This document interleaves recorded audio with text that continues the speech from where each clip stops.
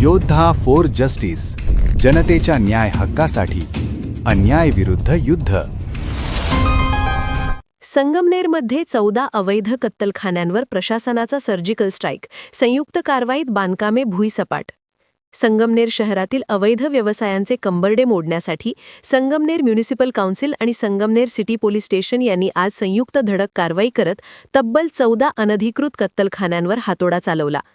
गेल्या अनेक दिवसांपासून चर्चेत असलेल्या आणि प्रशासनाच्या रडारवर असलेल्या या कत्तलखान्यांवर करण्यात आलेल्या कारवाईमुळे शहरात मोठी खळबळ उडाली आहे. आज सकाळी 10 वाजल्यापासूनच शहरात मोठ्या प्रमाणात पोलीस व पालिका कर्मचाऱ्यांची हालचाल सुरू झाली होती. उपविभागीय पोलीस अधिकारी डॉक्टर कुणाल सोनवणे, शहर पोलीस निरीक्षक समीर बारवकर आणि पालिकेचे मुख्याधिकारी दयानंद गोरे यांच्या मार्गदर्शनाखाली ही मोहीम राबवण्यात आली. कारवाई दरम्यान पालिकेचे 50 कर्मचारी व मजूर आणि पोलीस दलाचे 50 अधिकारी अंमलदार असा एकूण 100 जणांचा कडेकोट बंदोबस्त तैनात करण्यात आला होता. प्रशासनाने नियोजनबद्ध पद्धतीने भारतनगर, जमजम कॉलनी, मदिनानगर आणि रमाई उद्यान परिसर या संवेदनशील भागांमध्ये कारवाई केली. 2 JCB, 3 ट्रॅक्टर तसेच कटर मशीन्सच्या सहाय्याने अनधिकृत बांधकामे, लोखंडी सांगाडे व पत्र्यांच्या शेड्स कापून काढण्यात आल्या.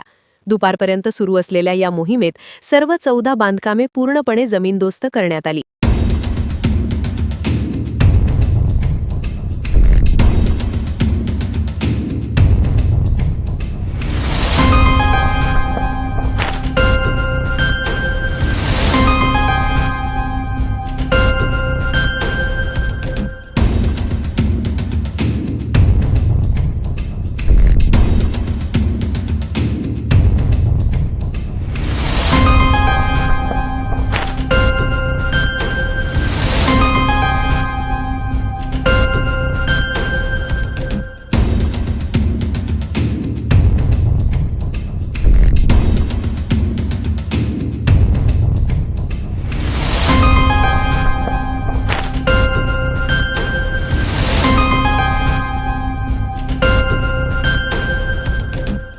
या कारवाईत महिला पोलीस उपनिरीक्षक फरहानाज पटेल, उपनिरीक्षक फडोळ, प्रशासकीय अधिकारी प्रल्हाद देवरे, आरोग्य अधिकारी अमजद पठाण तसेच महेश गोरडे, जुनरे, मावळकर, साजिद पटेल, अल्ताफ शेख, जयराम मंडलिक यांच्यासह अन्य कर्मचारी व पोलीस पथकाचा सक्रिय सहभाग होता.